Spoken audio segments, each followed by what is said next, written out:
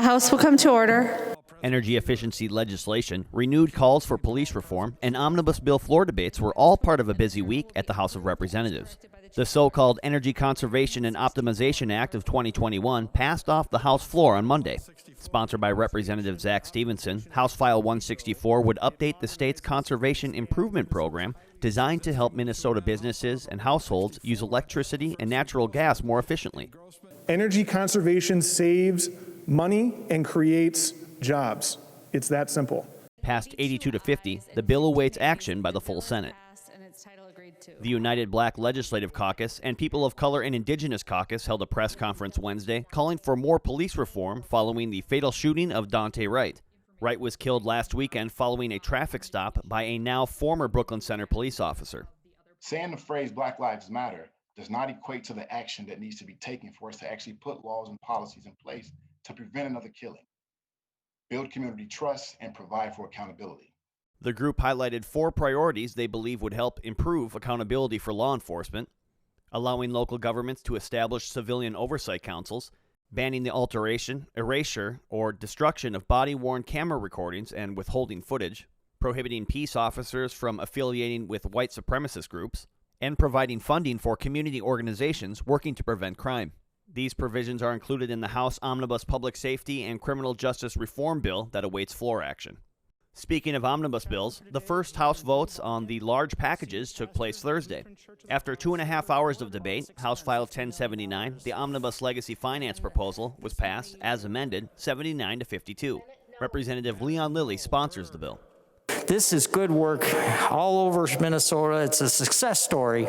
It's still popular with the voters. These are great things, and it's stuff that we all can be proud of. A fraction of the statewide sales tax goes into a fund which splits the revenue between the Clean Water Fund, the Outdoor Heritage Fund, the Arts and Cultural Heritage Fund, and the Parks and Trails Fund. Under the bill, $131 million in fiscal year 2022 would go to the state's wetlands, habitats, prairies, and forests. The omnibus housing proposal was also passed Thursday. After hours of debate, House File 1077 was sent to the Senate by a 69 to 62 vote. Representative Alice Hausman sponsors the proposal. Having a safe and stable home is the foundation for well-being and achievement in nearly all other areas of life. Lack of stable housing has negative impacts on economic security, on health outcomes, and educational achievement. This bill provides funding to a variety of programs aimed at helping produce more affordable housing in Minnesota, as well as provisions to ensure Minnesotans are safely and stably housed. The bill weighs in at roughly $146 million and would dedicate dollars to affordable housing and the preservation and rehabilitation of unsubsidized, inexpensive multi-unit rental housing. Republicans said the bill does not address the issues behind the state's housing crisis. Think about what's happening in our country, in our state, with the costs of housing right now.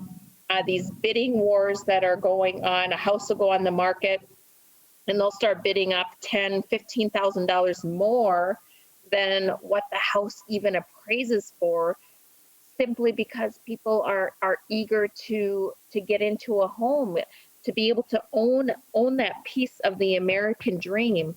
So I was kind of saddened to see that nothing in this bill addresses those issues.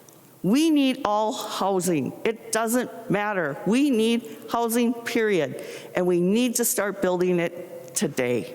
The state government and transportation bills were scheduled to be heard by the full House Friday, with most other bills, including education, health, and taxes, expected to be discussed next week. For more information on any of the House Omnibus proposals, check out our nonpartisan Session Daily work at house.mn/sessiondaily.